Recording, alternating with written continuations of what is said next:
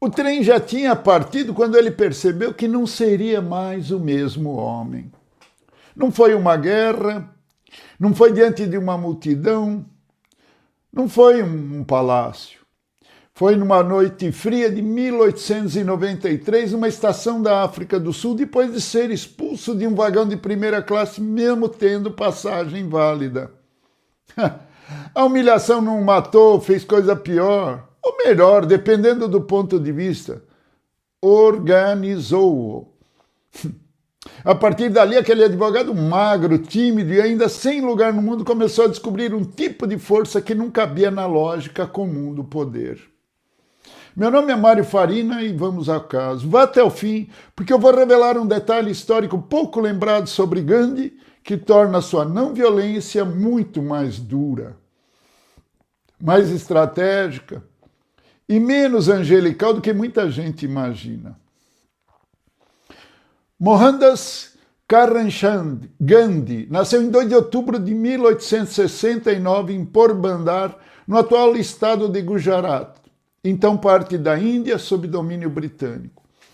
Cresceu num ambiente profundamente religioso e moralmente disciplinado. Se casou ainda menino em 1882 com Kasturba, como era comum em seu meio social, e o primeiro filho do casal nasceu em 1888, pouco antes dele partir para a Inglaterra. Esse detalhe importa porque corta logo uma ilusão moderna. Gandhi não foi um jovem solto, boêmio ou existencialmente aberto ao mundo no estilo ocidental. Entrou na vida adulta já amarrado a dever, casamento, tradição e expectativa familiar. Em 29 de setembro de 1888, chegou à Inglaterra para estudar direito. Se matriculou no Inner Temple em 6 de novembro daquele ano e foi chamado para a advocacia em 1891. Londres não o transformou num revolucionário de imediato, mas o remodelou por dentro. Foi ali que ele tentou, com disciplina e certa ansiedade, aprender a se portar como gentleman do império. Roupa, modos, alimentação, estudo, autocontrole. Também foi ali que o vegetarianismo, que começara como obrigação moral ligada à família, se aprofundou como escolha refletida. Londres não lhe deu ainda a sua voz histórica, mas deu o gosto pela autodisciplina e pela construção de si como instrumento. O retorno à Índia em 1891 foi decepcionante. A carreira jurídica não deslanchou. Gandhi não era ainda o homem da praça, do gesto, da multidão. Era um advogado inseguro, pouco afirmado, quase desconfortável demais para a própria profissão. A virada veio quando aceitou, em 1893, um trabalho para uma firma indiana na África do Sul. Foi ali que a biografia ganhou nervo. A África do Sul foi seu verdadeiro laboratório, não apenas de ideias, mas de vida. Gandhi ficou ali cerca de 21 anos, de 1893 a 1914. Não passou esse tempo contemplando princípios no vazio. Trabalhou, advogou, organizou politicamente a comunidade indiana, criou instituições, fundou o Natal Indian Congress em 1894. Enfrentou discriminação diária e começou a testar a combinação entre imagem moral, disciplina pessoal e ação coletiva. Foi na África do Sul que ele deixou de ser apenas um advogado humilhado e virou operador de uma nova forma de confronto. É também ali que nasce a Satyagraha, frequentemente traduzida como força de vontade. Mas essa expressão, quando repetida sem carne, ela engana. Satyagraha não era paz passiva, não era bondade abstrata, não era decoração ética, era uma técnica de pressão. Expor injustiça, recusar cooperação, aceitar punição sem revidar fisicamente e, com isso, constranger moral e politicamente o adversário. Ou seja, Gandhi não pregava a falta de ação, a inação. Pregava uma forma mais sofisticada de guerra política. Quando voltou para a Índia em 1915, já não era só um advogado com diploma britânico, era uma figura testada em campanha, disciplina e sofrimento público. E isso explica sua grandeza política. Gandhi entendeu cedo que o povo não se move só por tese, se move por símbolo. Move-se por gesto legível, se move quando consegue tocar com a mão a injustiça que antes parecia abstrata. É por isso que a Marcha do Sal, de 1930, é tão genial. Os britânicos mantinham um monopólio e taxação sobre o sal explorado na Índia, produto básico, universal e especialmente duro para os pobres. Gandhi escolheu justamente esse ponto. Em 12 de março de 1930, saiu do ashram de Sabarmati com seguidores e caminhou cerca de 240 milhas, 385 quilômetros. Imagine praticamente a distância de Curitiba a São Paulo ou de São Paulo ao Rio de Janeiro. Até Dandi, numa jornada de 24 dias. Ao longo do caminho, multidões passaram a se juntar e o gesto transformou uma questão fiscal, tributária, de impostos em imagem política global. Em 6 de abril, ao recolher sal na praia, Gandhi rompeu simbolicamente a lei. Não era só protesto contra imposto, era uma aula pública de como converter humilhação econômica em cena histórica. A reação britânica foi dura. Mas a questão já tinha escapado do controle colonial tradicional. Era uma nova forma de protesto. O Império sabia lidar com revolta armada. Sabia lidar com elite negociando. Tinha mais dificuldade quando um homem magro, sem arma, transformava uma caminhada num espetáculo moral compreensível para o mundo inteiro. Foi aí que Gandhi mostrou talvez sua maior força. Ele sabia fazer política visível, mostrar visibilidade para o mundo. Mas Gandhi não cabe em vitral. E uma parte importante dessa maturidade histórica passa a ser sua relação com Bhimrao Ramji Ambedkar, grande líder dos Dalits, os chamados intocáveis, mais tarde reconhecidos como castas historicamente oprimidas. Ambedkar defendia a representação política forte e separada para os Dalits, acreditando que, sem poder próprio, eles continuariam esmagados dentro da estrutura hindu. Gandhi, por sua vez, se opôs à proposta britânica de eleitorado separado para os Dalits, alegando que isso fragmentaria o corpo hindu e enfraqueceria a luta nacional.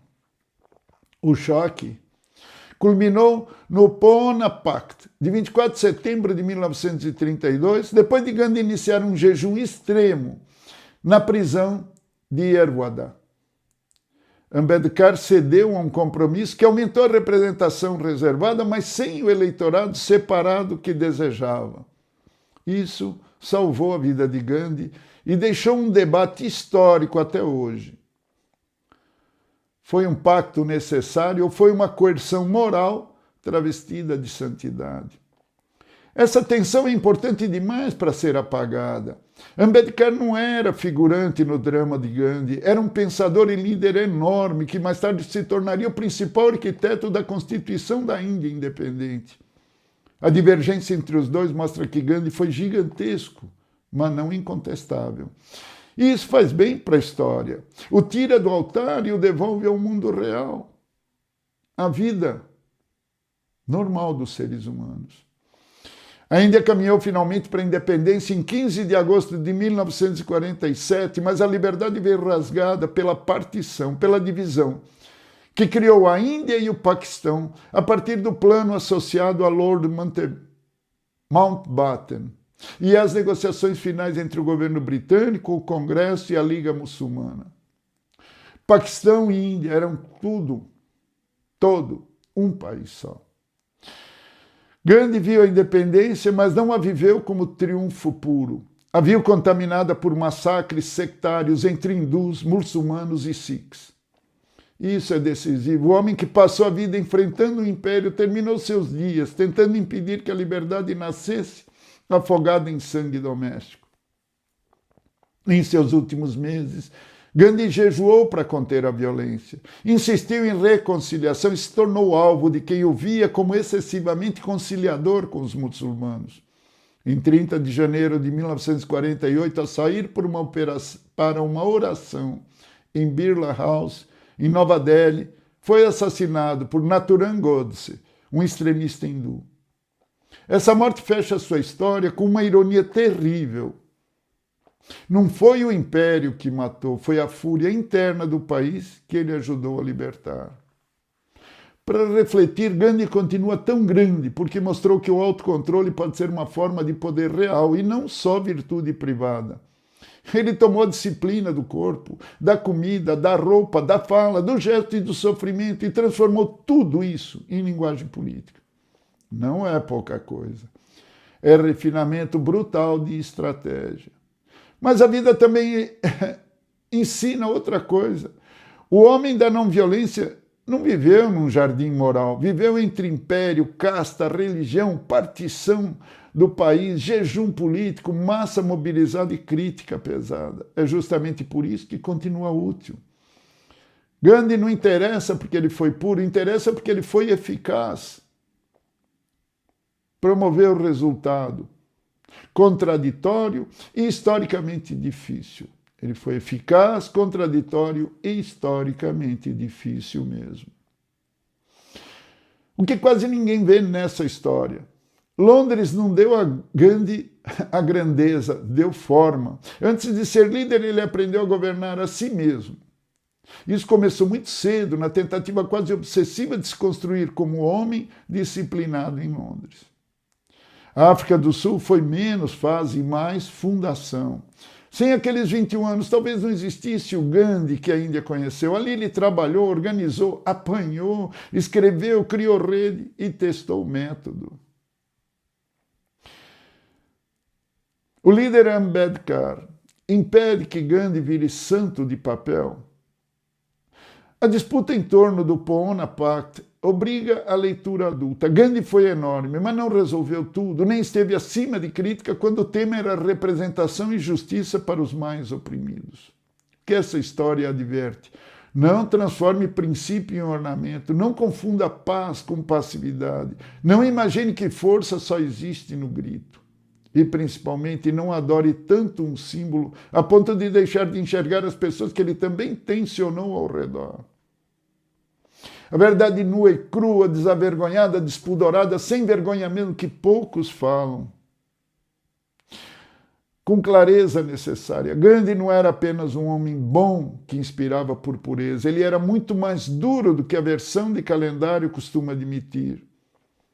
Seus jejuns não eram só atos espirituais, eram também instrumentos de pressão moral com enorme força política. No caso do Poona Pact, por exemplo, sua decisão de jejuar até a morte colocou Ambedkar e outros líderes sob uma pressão quase insuportável. Isso não apaga sua grandeza, mas muda muito a forma de entendê-la. E aqui está o detalhe pouco lembrado. O homem que hoje é lembrado como apóstolo universal da paz também soube usar o próprio corpo como arma política de constrangimento extremo. Gandhi não abalou o império porque era apenas moralmente belo. Abalou porque transformou disciplina, símbolo e sofrimento em tecnologia de poder. Se essa história falou com você, deixa seu like, o dedinho não dói, se inscreve no canal. Faça seus comentários, dê sua opinião, suas leituras, nomes de outras lendas que você quer ver aqui ou temas que você quer que nós tratemos. Nem todo poder vem do punho. Às vezes vem da capacidade de obrigar o adversário a parecer moralmente menor diante do mundo. Aproveite o seu dia e busque ser feliz. Até o próximo Casos e Carreira.